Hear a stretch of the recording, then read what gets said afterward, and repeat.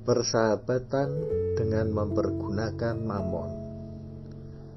Renungan diinspirasi dari Injil Lukas bab 16 ayat 1 sampai dengan 8. Dan Yesus berkata kepada murid-muridnya, ada seorang kaya yang mempunyai seorang bendahara. Kepadanya disampaikan tuduhan bahwa bendahara itu menghamburkan miliknya. Lalu ia memanggil bendahara itu dan berkata kepadanya, apakah yang kudengar tentang engkau? Berilah pertanggungan jawab atas urusanmu, sebab engkau tidak boleh lagi bekerja sebagai bendahara. Kata bendahara itu di dalam hatinya, apakah yang harus aku perbuat? Tuanku memecat aku dari jabatanku sebagai bendahara. Mencangkul aku tidak dapat, mengemis aku malu. Aku tahu apa yang akan aku perbuat, supaya apabila aku dipecat dari jabatanku sebagai bendahara, ada orang yang akan menampung aku di rumah mereka. Lalu ia memanggil seorang demi seorang yang berhutang kepada tuannya. Katanya kepada yang pertama, berapakah hutangmu kepada tuanku? Jawab orang itu, 100 tempayan minyak. Lalu katanya kepada orang itu, inilah surat hutangmu, duduklah dan buat surat hutang lain sekarang juga, 50 tempayan. Kemudian ia berkata kepada yang kedua, dan berapakah hutangmu? Jawab orang itu, 100 pikul gandum. Katanya kepada orang itu, inilah surat hutangmu, buatlah surat hutang lain, 80 pikul. Lalu tuan itu memuji bendahara yang tidak jujur itu, karena ia telah bertindak dengan cerdik. Sebab anak-anak dunia ini lebih cerdik terhadap sesamanya daripada anak-anak terang. Demikianlah sabda Tuhan.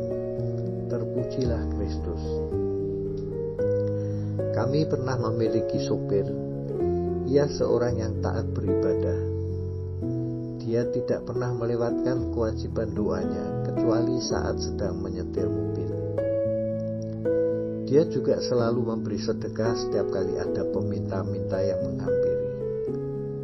Lucunya, dia bersedekah dengan menggunakan uang yang biasa kami sediakan untuk membayar parkir. Meskipun merasa agak aneh, kami tidak menegurnya. Barangkali dia berpikir bahwa pahalanya nanti dibagi dua, karena dia yang bersedekah, sementara uangnya milik kami.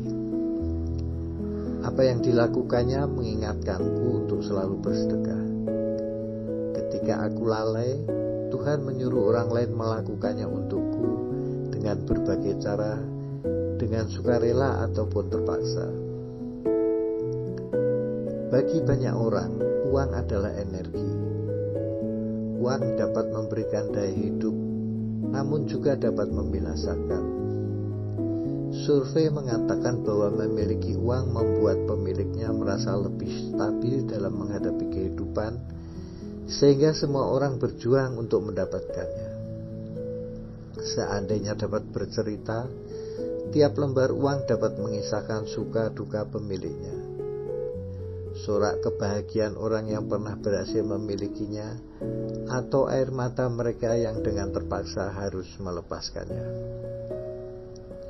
Namun bagi orang yang terlalu mencintai uang, ada tertulis, karena akar segala kejahatan adalah cinta uang. 1 Timotius 6 ayat 10a. Tetapi bagi orang yang murah hati, Alkitab berkata, orang yang baik hati akan diberkati, karena ia membagi rezekinya dengan si miskin. Amsal 22 ayat 9. Sesungguhnya uang hanya berguna dalam kehidupan ini. Setelah kematian, uang tidak ada artinya.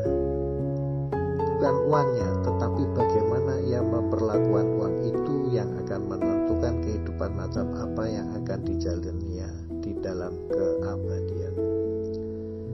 Seperti diajarkan Tuhan kita, Dan aku berkata kepadamu, ikatlah persahabatan dengan mempergunakan mamon yang tidak jujur, supaya jika mamon itu tidak dapat menolong lagi, kamu diterima di dalam kemah abadi.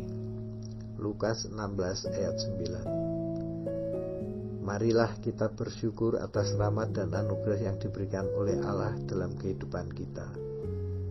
Selalu ingat untuk menikmatinya dalam kebersamaan dengan sesama, terutama mereka yang menderita. Marilah berdoa. Ya Tuhan, berilah aku hati yang dapat memahami penderitaan sesamaku dan kemampuan untuk berbela rasa dalam penderitaannya.